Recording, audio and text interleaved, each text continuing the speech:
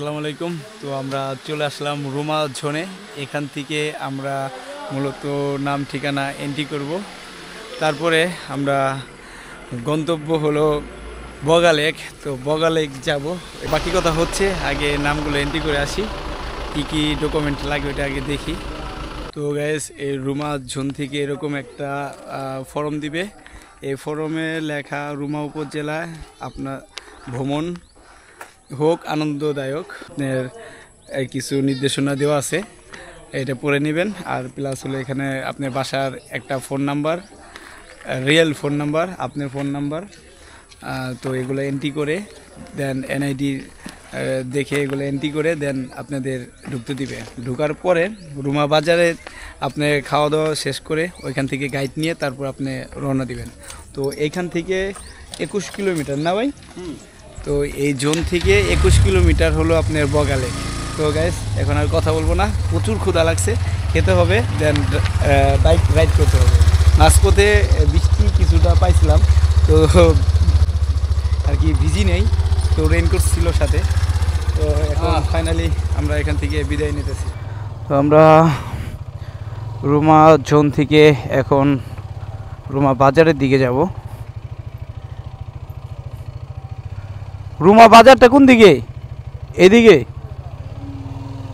আমরা এন্ট্রি করলাম, দেন আমাদের বাইকগুলো ছাড়লো। আর এখানে মিষ্টি খেতে ভুলবেন না, ছানার মিষ্টিটা আমার কাছে ভালো লাগছে, কারণ এতক্ষণ ড্রাইভ করার পরে একটু মিষ্টি মুখ করাইলো। তো শ্বশুর বাড়ি গেলেও কিন্তু এই জিনিসটা পাবেন না, এটা কিন্তু মিস করবেন না। আর কি আপনি এখানে আসার পরে নাম এন্ট্রি করার পরে এতগুলো মিষ্টি সাজিয়ে রাখছে, আপনি দেখে লোভ সামলাতে পারবেন না, খেতেই মন চাবে, আর খাওয়ার পর অবশ্যই ভালো লাগবে। আরও উঠান, আরও স্টান ভালো করে উঠান ভাই, স্ট্যান্ডটা ভালো করে উঠান। হ্যাঁ, ঠিক আছে।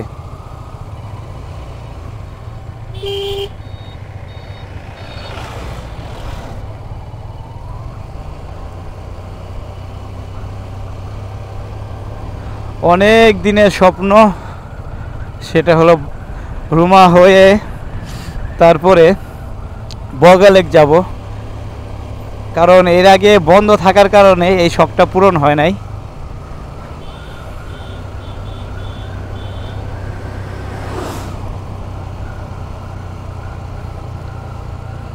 যাক, আল্লাহ চাইলে যদি আপনি নিয়ত ঠিক থাকে যেন আপনি যাবেন, তাহলে আল্লাহ চাইলে অবশ্যই আপনার আশা পূরণ করবে। হয়তো বা একটু দেরিতে হতে পারে, কিন্তু আপনার আশা ছাড়া যাবে না।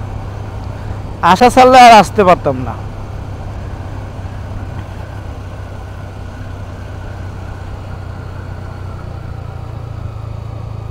তুমি ভাই আপনি ছবি তুলেন। হুম, ক্যান্টিনে খাবো, ক্যান্টিনে খাবো। ক্যান্টিনে গরু মাংসটা পিওর পাবো, অন্য ভেজাল পাবো না।